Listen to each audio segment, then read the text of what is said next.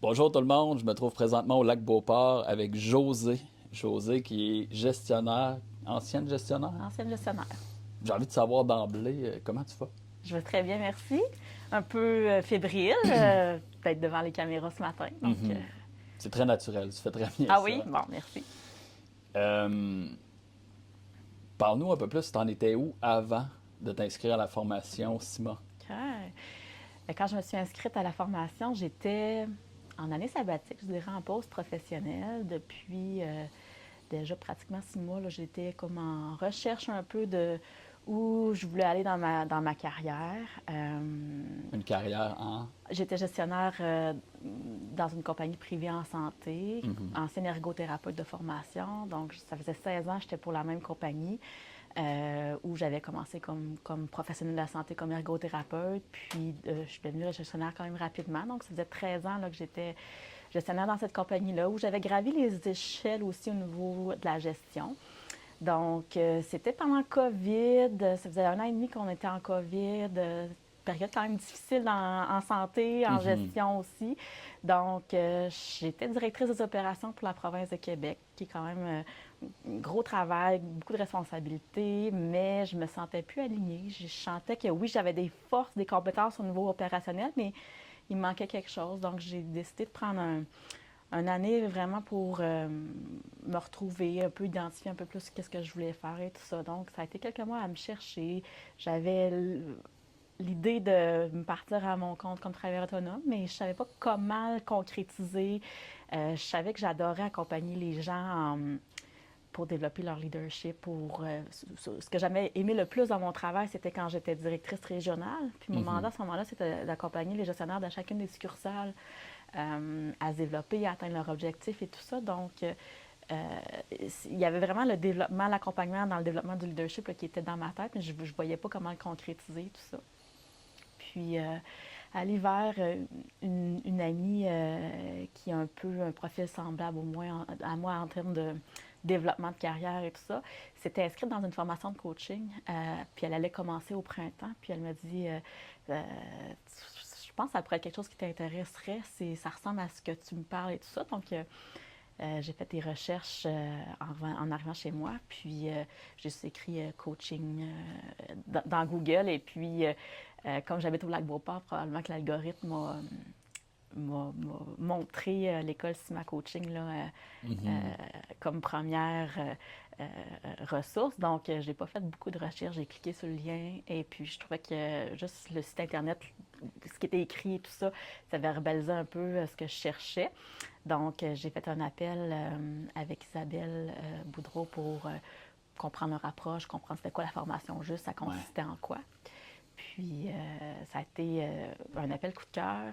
Je trouvais qu'on avait déjà une belle connexion par téléphone. Donc, j'ai décidé de m'inscrire et de faire le saut. Donc, je savais pas trop dans quoi je m'embarquais. J'avais jamais eu la chance d'avoir du coaching comme quand j'étais gestionnaire et tout ça.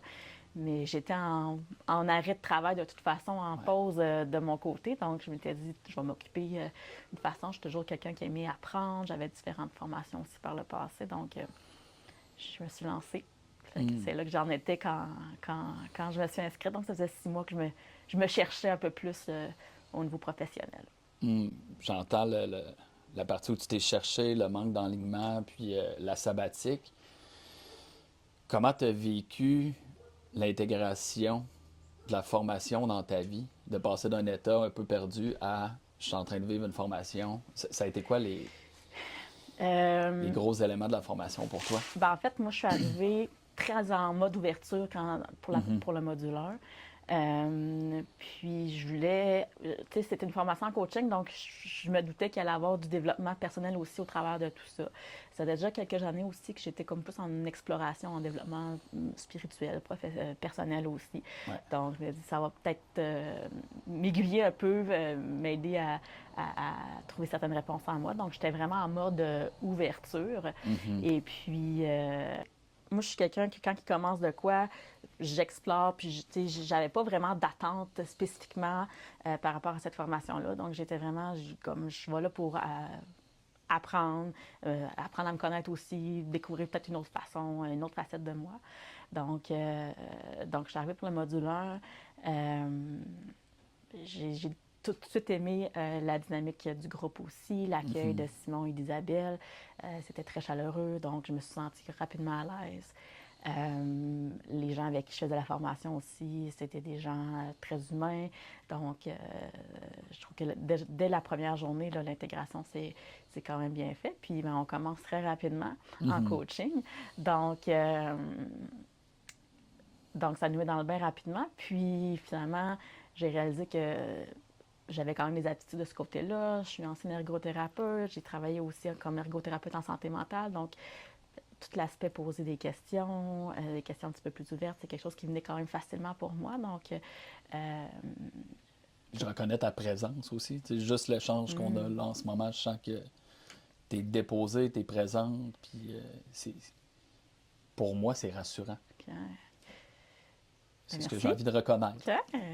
Merci. Ben, c'est quelque chose que je veux être présente à l'écoute, mais à l'écoute au-delà des mots aussi quand je suis avec les gens.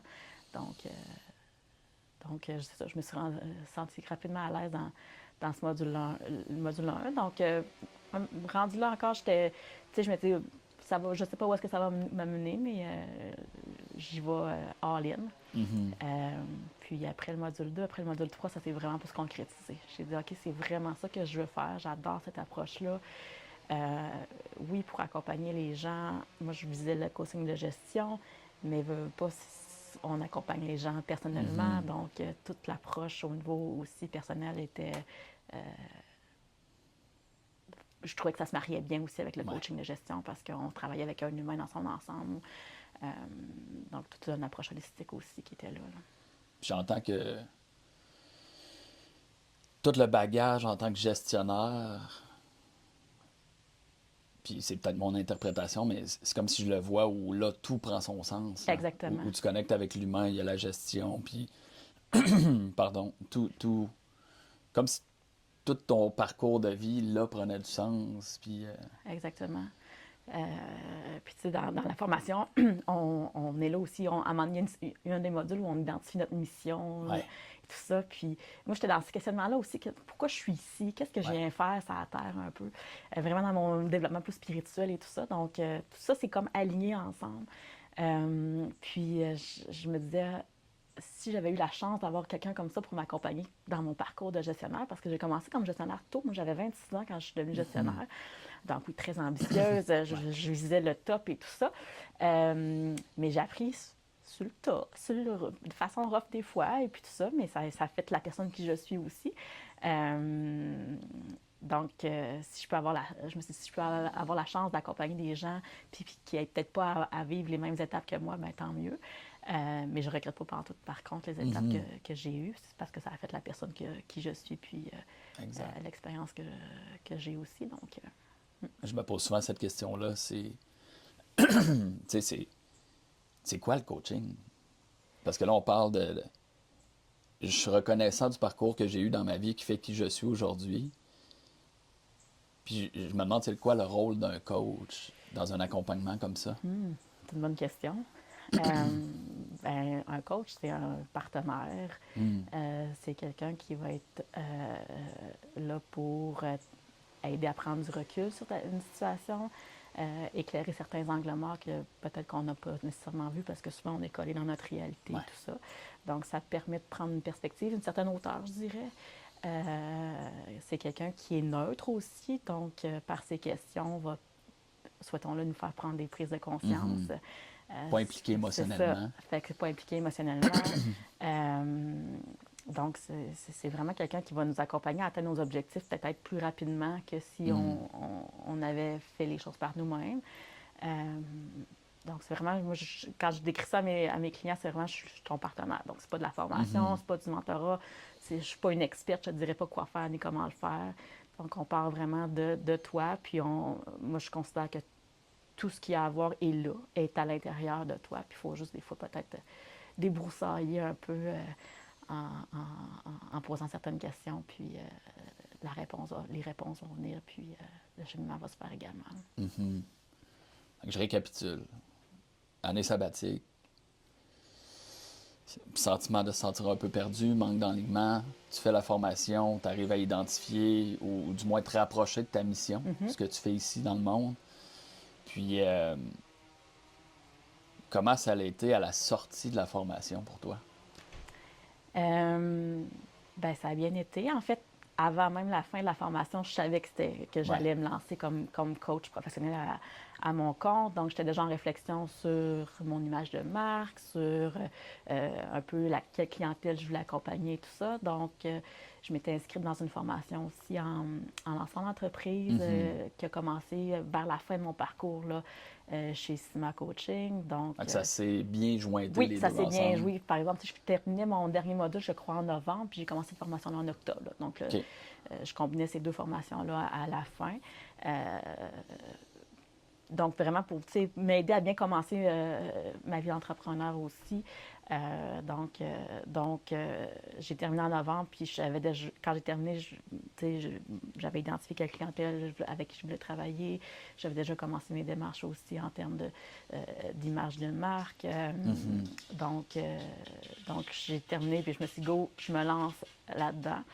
Donc, ça a été, c'est sûr que les premiers mois, il y avait mon côté exigeante et perfectionniste qui Ouais. voulait terminer ses heures pour pouvoir faire mon examen, pour pouvoir être accrédité ACC d'ICF.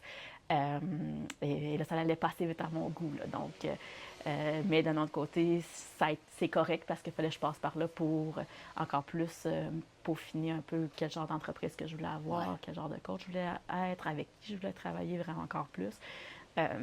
Puis bâtir des relations, en fait, bâtir un réseau. Ça a été ça les premiers mois. Là. Donc, les premiers mois, ça n'a pas été beaucoup de clients, mais ça a été beaucoup de développement d'affaires, comprendre, parce que moi, ce que je voulais, c'était accompagner les gestionnaires du réseau de la santé, donc comprendre un peu comment ça fonctionne dans chacun des établissements de santé, bâtir des relations au niveau des ressources humaines, au niveau du service au cadre, commencer à me faire connaître, comprendre vraiment leur fonctionnement et tout ça.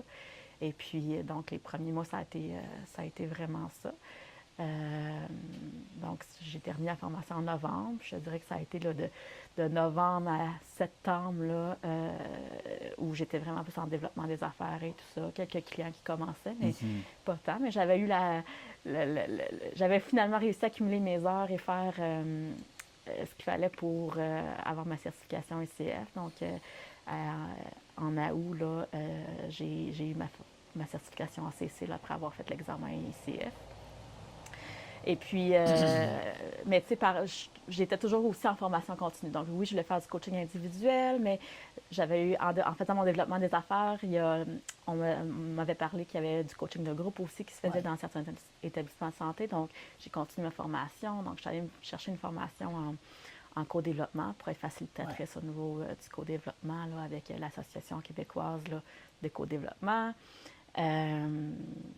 J'ai fait un petit mentorat avec Simon aussi, vraiment axé sur l'approche en coaching de groupe parce qu'on envoie dans, je ne sais pas dans quel module, mais on envoie un peu 2 ou 3, une section coaching de groupe, mais vraiment un peu plus spécifique de ce côté-là. Donc, il m'a recommandé aussi un livre par rapport au coaching de groupe.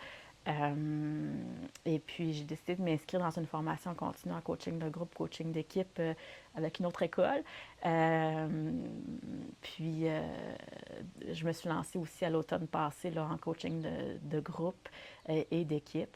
Donc là, actuellement, je travaille à temps plein comme coach depuis septembre passé, donc pratiquement un an, dans mon entreprise comme coach professionnel en coaching individuel avec des cadres du réseau de la santé, principalement des cadres intermédiaires, tant en coaching individuel qu'en coaching de groupe aussi.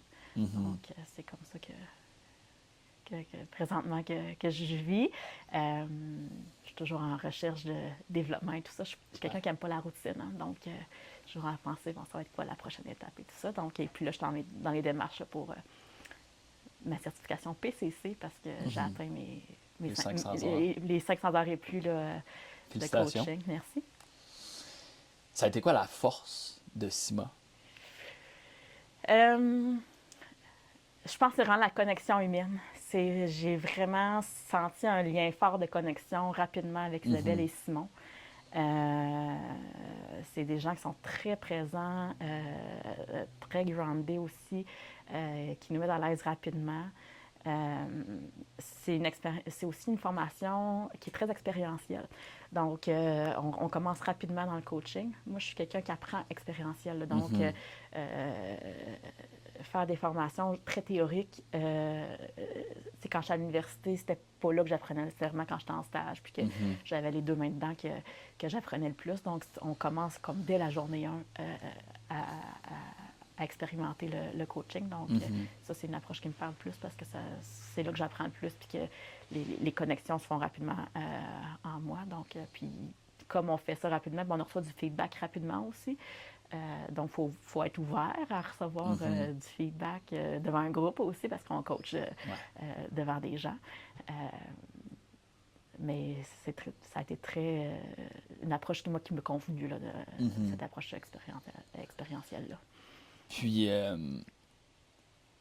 avec du recul, maintenant que c'est devenu ta profession, qu'est-ce que tu dirais à quelqu'un qui, dans son 6 mois sabbatique, qui cherche un peu, qui regarde une formation en coaching, soit personnelle ou dans le but éventuellement d'offrir, qu'est-ce que tu as envie de dire à cette personne-là qui est hésitante ou... Pourquoi pas se prendre un coach? Peut-être pour aider à éclairer certains de ces questionnements-là. C'est sûr que si c'est quelqu'un qui aime l'approche humaine, c'est parce qu'il y a plein d'écoles de coaching qui existent. Puis moi, je l'ai su après. Là. Comme je t'ai dit, j'avais pas fait de recherche. Fait que de voir un peu qu'est-ce qui te parle le plus aussi dans ces écoles-là. Mais c'est sûr que l'approche de Sima, c'est une approche qui est très connectée sur l'humain. On peut faire... C'est une formation qui est très diversifiée, donc tant sur le coaching de vie que sur le coaching de gestion, sur le coaching d'équipe et tout ça. Donc, ça donne une bonne base. Ça ouvre différents postes. Une bonne base aussi, parce qu'on travaille vraiment plus au niveau de la posture de coach. Donc, peu importe avec quelle clientèle que tu travailles, la posture, c'est une des bases. Donc, de continuer à se questionner, de continuer à être dans ces réflexions-là, puis peut-être de se faire accompagner.